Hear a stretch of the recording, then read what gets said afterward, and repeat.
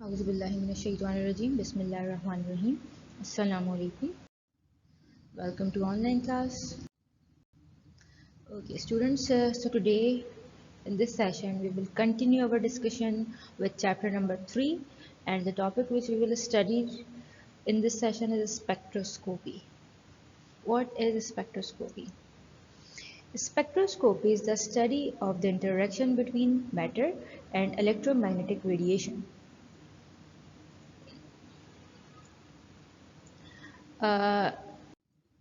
Next, what are electromagnetic radiations? The abbreviation which is used for electromagnetic radiation is EMR. A kind of radiation including visible light, radio waves, gamma rays, and X-rays in which electric and magnetic fields vary simultaneously are known as electromagnetic radiations. Basically, electromagnetic radiations are a range of radiations in which there are radiations of certain wavelengths.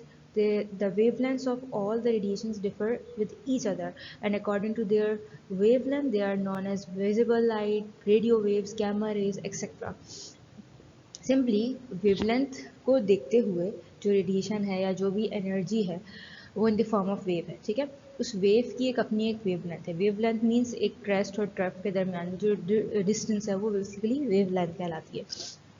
अगर हम इसको देखें, for suppose ये आपके पास एक wave है, तो ये जो इसका डिस्टेंस है बेसिकली ये लैम्डा यानी कि वेवलेंथ कहलाता है, ठीक है। अच्छा, अब फॉर सपोज एक ये वेव थी, ठीक है, एक ये वेव है। इन दोनों वेव्स में या इन दोनों रेडिएशंस की वेवलेंथ जो है वो डिफरेंट है। इसकी वेवलेंथ ज़्यादा है, इसकी वेवलेंथ कम है, ठीक है।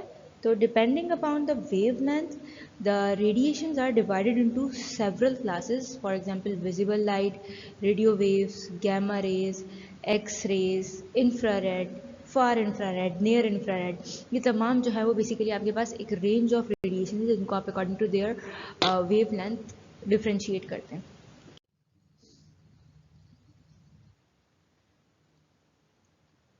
ओके, ये पूरा आपके पास जो है वो स्केल है जिसमें आपके पास जो है वो डिफरेंट रेडिएशंस मौजूद हैं depending upon the wavelength. Gamma rays वो रेडिएशन है जिनके अंदर वेवलेंथ जो है वो आपके पास वेवलेंथ इस तरीके से बढ़ रही है, ठीक है। वेवलेंथ और एनर्जी के दरमियान में जो है वो इन्वर्स रिलेशन है, मतलब अगर एनर्जी ज़्यादा होगी तो वेवलेंथ कम होती है, लेकिन एनर्जी अगर कम हो तो वेवलेंथ बड़ी हो जाती है, ठीक है। क्या कहा मैंने? Energy is inversely proportional to wavelength, ठीक है। एनर्जी ज़्यादा होगी तो वेवलेंथ कम हो जाएगी, एनर्जी कम होगी तो वेवलेंथ ज़्यादा होगी। अगर फॉर सपोज एनर्जी ज़्यादा है तो वेवलेंथ मैंने क्या कहा? कम है, ठीक। और अगर एनर्जी आपके पास कम है तो वेवलेंथ बड़ी हो जाएगी, ठीक है। अच्छा, अब इसको इस तरह समझिए, फॉर सपोज एक रोप है, ये रोप है, ये एक वॉल से टाई हुई है। एक पर्सन है वो इस साइड पर खड़ा हुआ है और उसने उस रोप को जो है वो होल्ड करा हुआ है, ठीक है। अब वो इसको हल्के से जो है वो जर्क देता है, ठीक है। तो वेव इस तरह बनेगी इस रोप के अंदर कि एक यूं करके ख़त्म, ठीक है। लेकिन अगर वो उसको ज़्यादा एनर्जी के साथ शेक करेगा या उसको बेसिकली इसको यहाँ से फोर्स अप्लाई करेगा तो बहुत सारी वेव्स जो है यहाँ पर अपेयर होंगी। तो एनर्जी ज़्यादा होती है तो वेवलेंथ जो है वो छोटी होती है, ठीक है। और अगर एनर्जी कम है तो वेवलेंथ जो है वो ज़्यादा हो जाती है। तो इन्वर्स रिलेशन है वेवलेंथ और एनर्जी का। तो एनर्जी जो है अगर आप इस डायग्राम में देखें, एनर्जी इस तरफ बढ़ रही है और वेवलेंथ इस तरफ बढ़ रही है। तो एनर्जी ज़्यादा, वेवलेंथ कम। तो सबसे ज़्यादा हायर एनर्जी जो है वो बेसिकली गैमा रेज की होती है अकॉर्डिंग टू दिस स्केल। और वेवलेंथ देखें आप 10⁻⁻13 है उसकी। फिर वेवलेंथ जो है वो आपके पास मज़ीद जो है वो आपके पास बढ़ती जा रही है, ठीक है। और आपके पास जो है वो एनर्जी जो है वो स्लाइटली कम होती जा रही है। अच्छा, यहाँ पर IR और यूवी अल्ट्रावायलेट और इंफ्रारेड रीजन के दरम्यान में विजिबल रेडिएशंस का एक पैच आपको नज़र आ रहा है। ये वो रेडिएशन है which we can detect, human eye जो डिटेक्ट कर सकती है वो रेडिएशन है या वो वेवलेंथ्स है जिनको ह्यूमन आई डिटेक्ट कर सकती है। अदरवाइज माइक्रोवेव्स हैं, रेडियो वेव्स हैं। Microwaves are those radiation which we use in our microwaves. Radio waves जो हमारे signals radio signals basically transfer करने के लिए हम जो यूज़ करते हैं वो रेडियो वेव्स होती हैं। एक्स रेज़ हम जो एक्स रेज़ वगैरह करवाते हैं उनमें इस्तेमाल होती हैं। गैमा रेज़ फर्दर आपके पास हायर एनर्जी रेडिएशन होती है, इनकी वेवलेंथ बहुत स्मॉल होती है। ये अगेन जो है वो इलेक्ट्रोमैग्नेटिक स्पेक्ट्रम है, यानी कि वही आपके पास EMR का स्केल यहाँ पर आपको गिवन है। वो आपको सिंपल ये बता रहे हैं कि गैमा रेज बेसिकली साइज़ उसके हवाले से आपको बता रहे हैं कि एटॉमिक न्यूक्लियाई का जिस तरीके से साइज़ स्मॉल है वैसे गैमा रेडिएशन का साइज़ भी स्मॉल है। फिर फर्दर एक्स रेज की तरफ आप जा रहे हैं तो वो एटॉमिक साइज़ के हवाले से उनकी जो साइज़ है वो उनका होगा। मॉलिक्यूल्स के हवाले से जो मॉलिक्यूल्स का साइज़ है वैसा अल्ट्रावायलेट रेडिएशन का साइज़ होगा। तो ये इस तरह से कुछ एक्सप्लेनेशन आपको यहाँ दी हुई है। ओके, क्या बताया मैंने कि ये जो गैमा रेज है उनका जो साइज़ है वो एटॉमिक न्यूक्लियाई का जो साइज़ होगा उससे मैच करेगा। एक्स रेज का साइज़ थोड़ा सा बढ़ जाएगा, वो एटम के साइज़ जैसा होगा। फिर अल्ट्रा वायलेट रेडिएशन का साइज़ मज़ीद जो है वो बढ़ जाएगा और वो मॉलिक्यूलर साइज़ का होगा। अगर आप यहाँ देखें तो बाकायदा वेव लेंथ जो है वो यहाँ कम है, फिर आहिस्ता आहिस्ता बढ़ती जा रही है वेव लेंथ, और फिर जैसे जैसे आप इस तरफ मूव कर रहे हैं तो वेव लेंथ इंक्रीज़ होती जा रही है।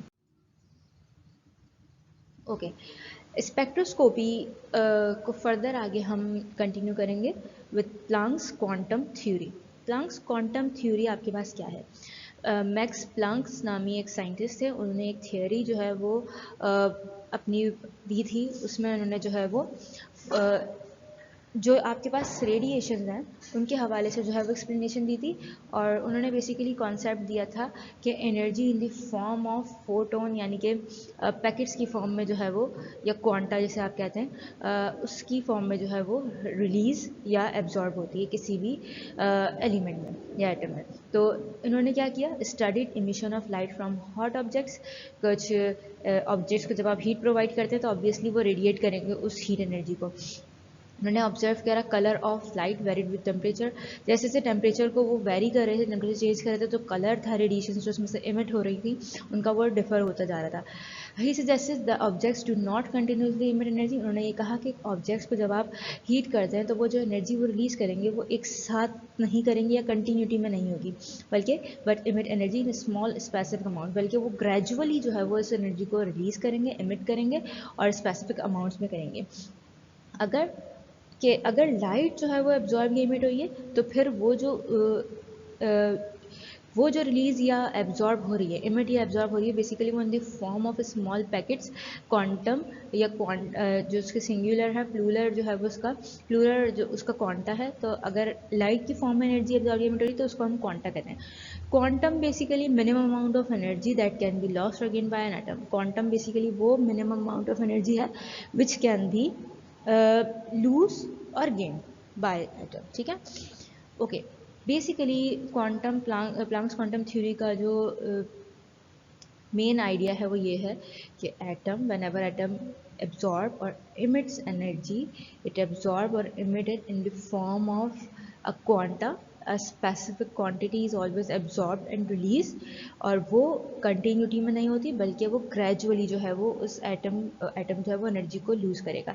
इसके लिए थिंक स्टेप्स नॉट रैम, मतलब एक रैम्प पे से अगर कोई उतरेगा तो वो एक साथ मुँह सारी एनर्जी उसकी लूज हो जाएगी या वो एक साथ उतर जाएगा। लेकिन स्टेप बाय स्टेप का मतलब है कि हर एक स्टेप पर वो अपनी एक स्पेसिफिक अमाउंट ऑफ एनर्जी को यूटिलाइज करेगा। तो जस्ट लाइक दैट एटम भी जो है वो एक साथ कंटिन्यूसली जो है वो एनर्जी को सारी की सारी लूज नहीं कर देता, बल्कि सेवरल स्टेप्स के अंदर वो अपनी एनर्जी को लूज करता है। Okay, energy of a photon is equals to H mu. अच्छा, ये फॉर्मूला है प्लांक्स क्वांटम थ्योरी का, मैथमेटिकल एक्सप्रेशन है कि energy is equals to H mu. Energy E से हम रिप्रेजेंट कर रहे हैं, एच जो है वो प्लांक्स कांस्टेंट है, म्यू जो है वो बेसिकली फ्रीक्वेंसी है। ठीक है, जो एच की वैल्यू है वो आपके पास यहाँ पर गिवन है, ये आपको याद होनी चाहिए। The energy of a photon of light depends on the frequency, the greater the frequency the energy, the greater the energy. Basically energy is directly proportional to frequency. जैसे जैसे एनर्जी बढ़ेगी वैसे वैसे फ्रीक्वेंसी भी बढ़ेगी। फ्रीक्वेंसी मीन्स आपके पास पर second में कितनी वाइब्रेशंस होंगी, बेसिकली फ्रीक्वेंसी उसे कहते हैं, वाइब्रेशंस पर सेकंड। ठीक है, तो अगर एनर्जी ज़्यादा है, मतलब वही अगर रोप वाली एग्जाम्पल को कंसीडर करें, एनर्जी ज़्यादा है तो हमने क्या देखा था, बहुत सारे लूप्स जो हैं वो बन रहे थे, यानी कि वाइब्रेशन ज़्यादा है, लेकिन एनर्जी कम है तो बहुत कम जो है वो लूप्स बने, यानी कि वाइब्रेशंस कम है। Okay,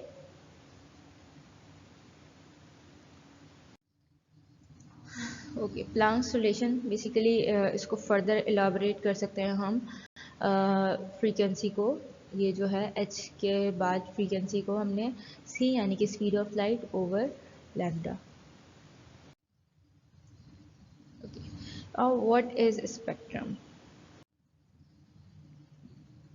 spectrum, when a ray of light consists of different wavelengths is passed through a prism, it is dispersed into component wavelengths and a band of different colors is obtained, which is known as a spectrum.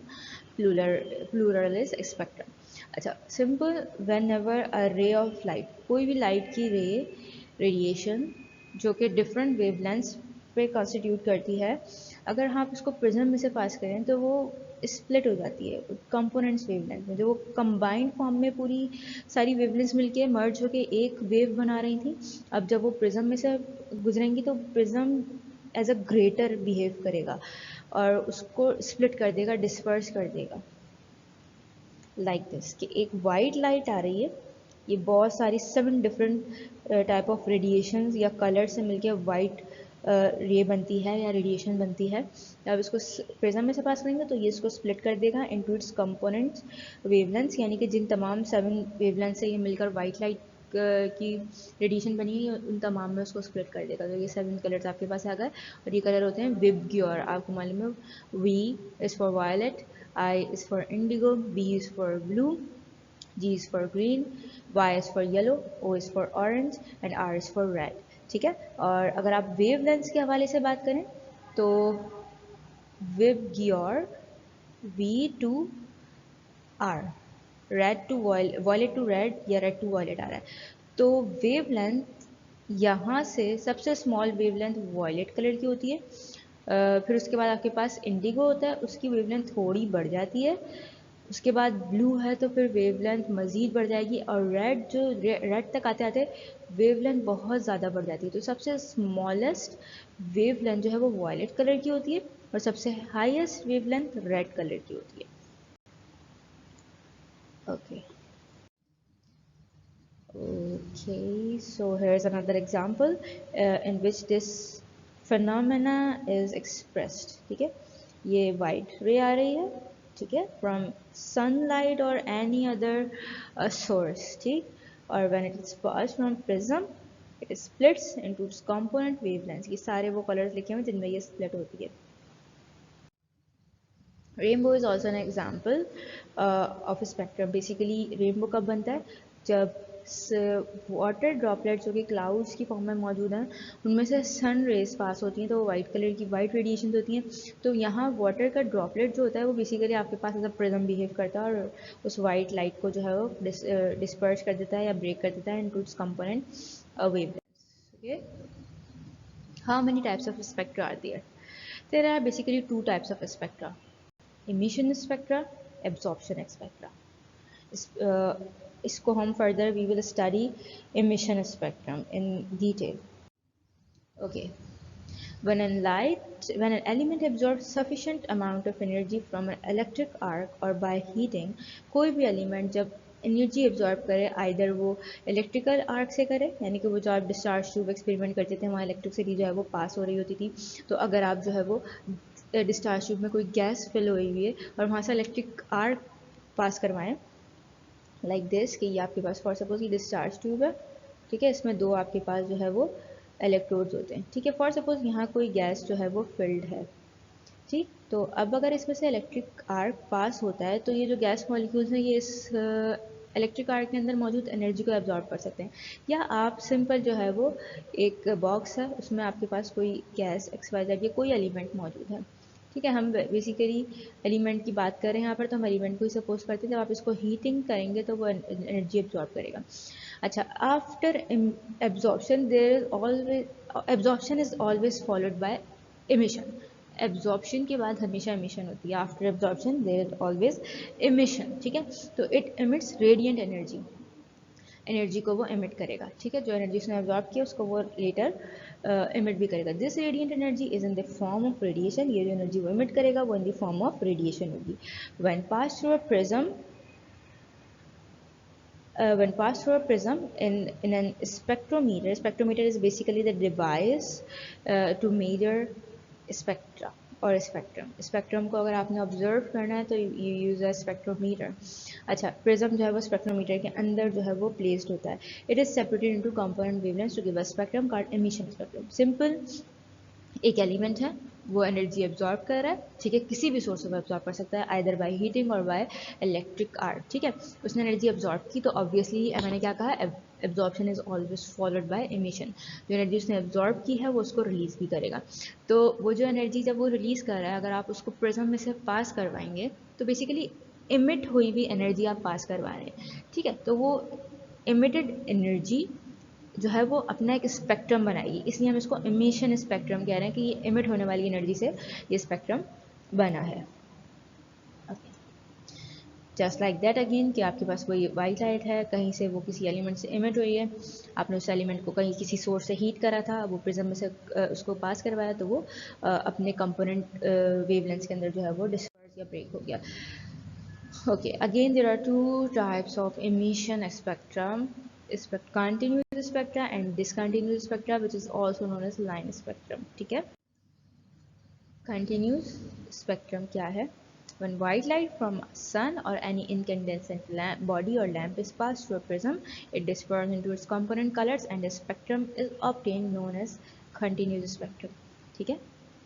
Simple वही continuous spectrum क्या है आपके पास, कि वही white light when it pass from a prism, वो अपने component में जो है वो ब्रेक हो जाएगी और उससे जो स्पेक्ट्रम आपके पास बेसिकली बनेगा वो कंटिन्यूस स्पेक्ट्रम होगा।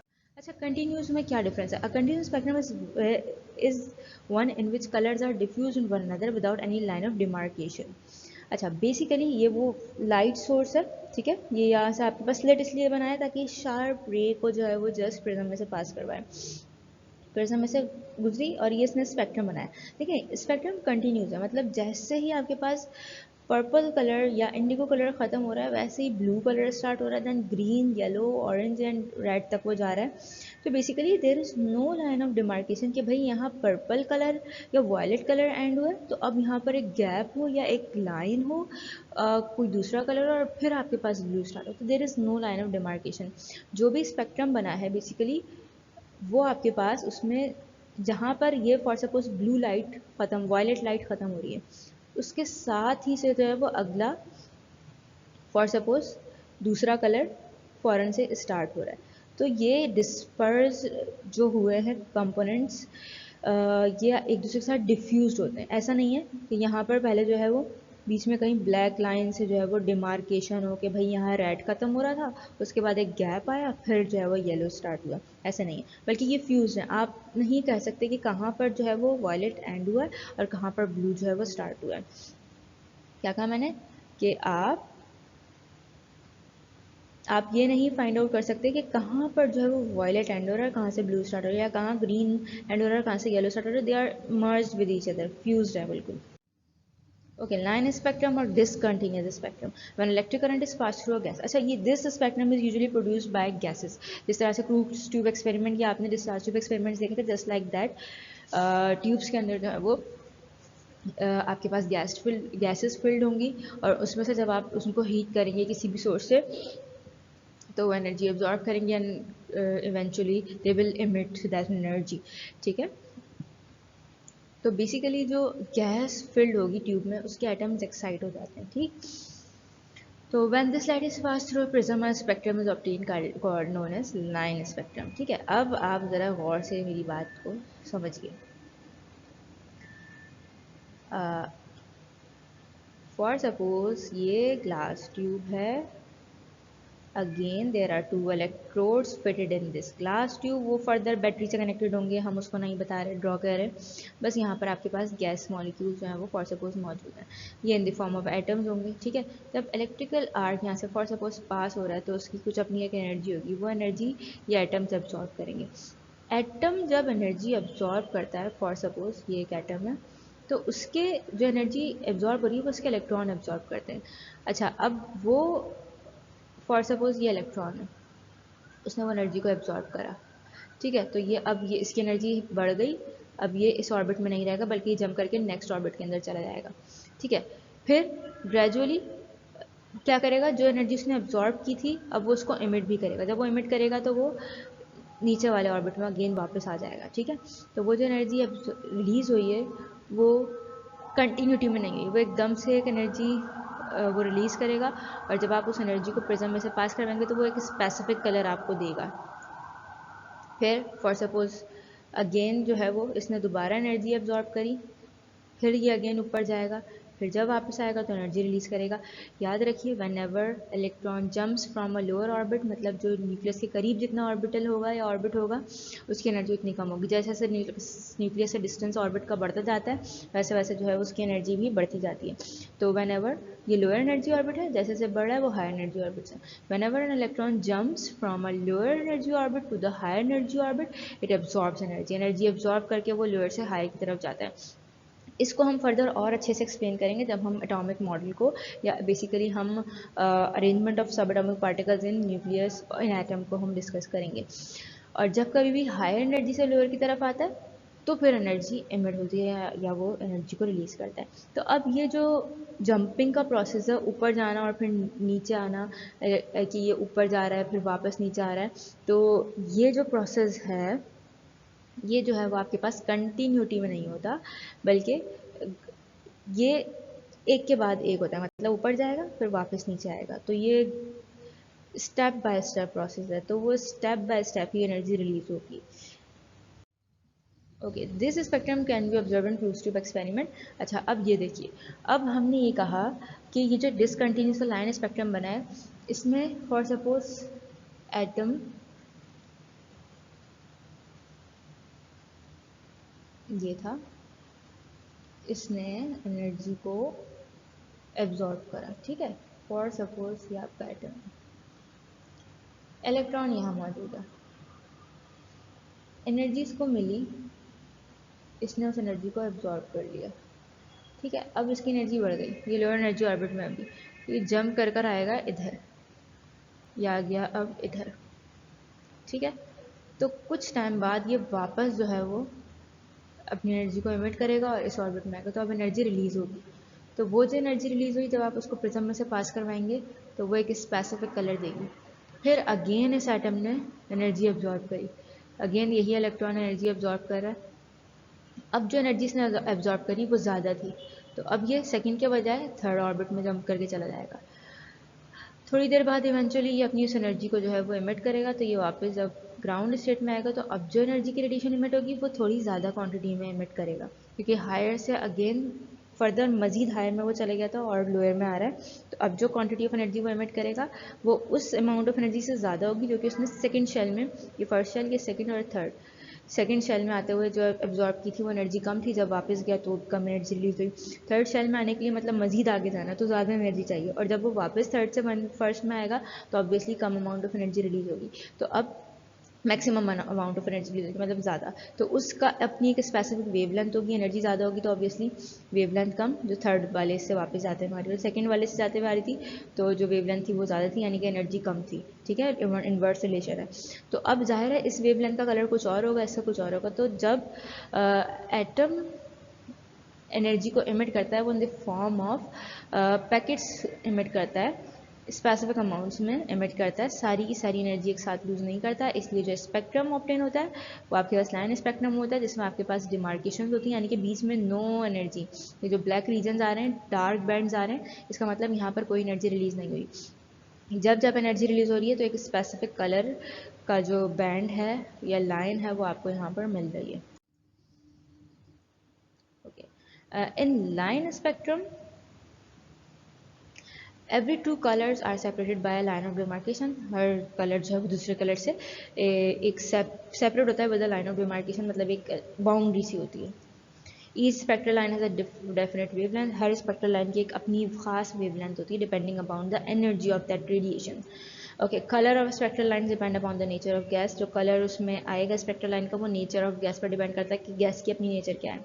Each element produce a characteristic set of lines which is use for identification of elements, हर एक एलिमेंट स्पेसिफिक जो है वो अपना स्पेक्ट्रम देता है, एक स्पेसिफिक सेट होता है डिफरेंट कलर्स का, तो वो जो है वो एलिमेंट्स के आइडेंटिफिकेशन में एज अ फिंगरप्रिंट यूज होते हैं कि लाइन स्पेक्ट्रम बेसिकली कि दो एलिमेंट्स को अगर आपने डिस्टिंग्विश करना है तो आप उनके लाइन स्पेक्ट्रम लीजिए, दोनों में जो है वो आपको डिफरेंस आपको पता चल जाएगा कौन सा किस एलिमेंट का था, क्योंकि लिटरेचर में each and everything is available.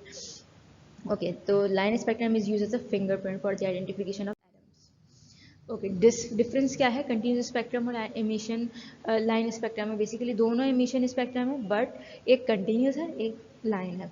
मतलब कंटिन्यूस में अगर आप देखें तो जैसे ही पर्पल ख़त्म हो रहा है उसके साथ ही ब्लू शुरू हो गया, फिर उसके बाद जो है वो कलर जो है वो चेंज होता जा रहा है, लेकिन there is no line of demarcation. But यहाँ dark band then colour, dark band then colour, dark band then colour, मतलब स्पेसिफिक जो है वो एक डिस्टेंस के बाद जो है वो दूसरा कलर आ रहा है।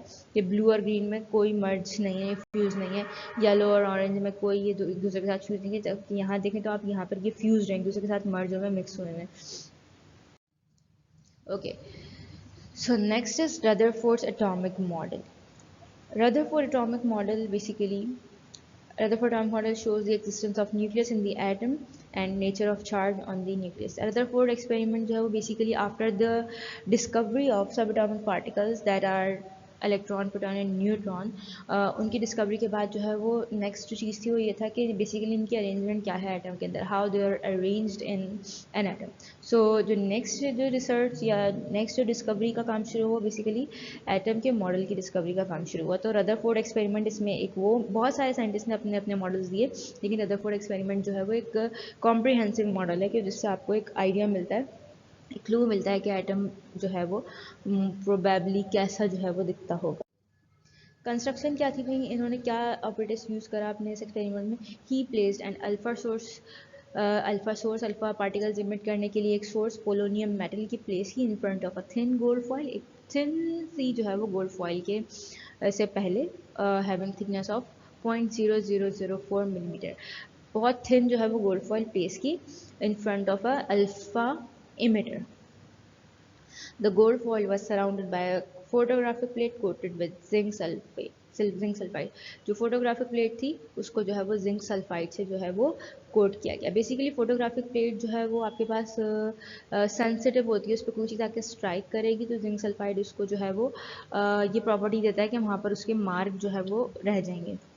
Zinc sulphide scintillates as charged particles collide with it। अच्छा, बेसिकली scintillation का मतलब वो स्पार्क्स है, ग्लो सा कॉज होगा, कोई भी चीज़ आके जिंक सल्फाइड से जब स्ट्राइक करेगी तो वो ग्लो करेगा और वहाँ उसका मार्क रह जाएगा, तो उसको scintillation कहते हैं।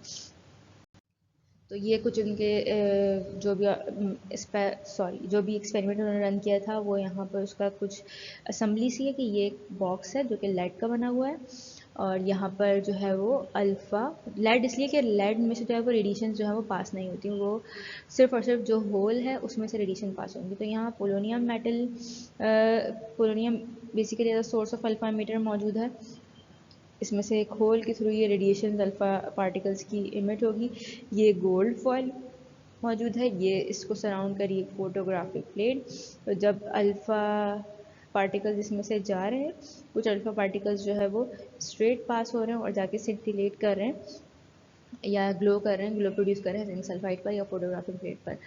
कुछ जो है वो आपके पास जो है वो अपना एंगल थोड़ा सा डेविएट कर रहे हैं, एंगल चेंज कर रहे हैं, और सेंटिलेशन वहाँ जब आपको मिल रही है तो आपको पता चल रहा है कि भाई स्ट्रेट नहीं आया बल्कि कुछ ने अपना एंगल चेंज करा, कुछ बाउंस बैक होगा, कुछ यहाँ पीछे की तरफ सेंटिलेशन हुई, तो पता ये चला कि कुछ अल्फा पार्टिकल्स जो हैं वो इससे गोल्ड फॉइल से स्ट्राइक करे, टकराए, कोलाइड करे और वापस आ गए, बाउंस बैक हो गए। तो इन तमाम ऑब्जर्वेशन से उन्होंने क्या चीज़ कंक्लूड करी वो इंशाल्लाह हम जो है वो अपने नेक्स्ट सेशन के अंदर आपसे डिस्कस करेंगे। Thank you.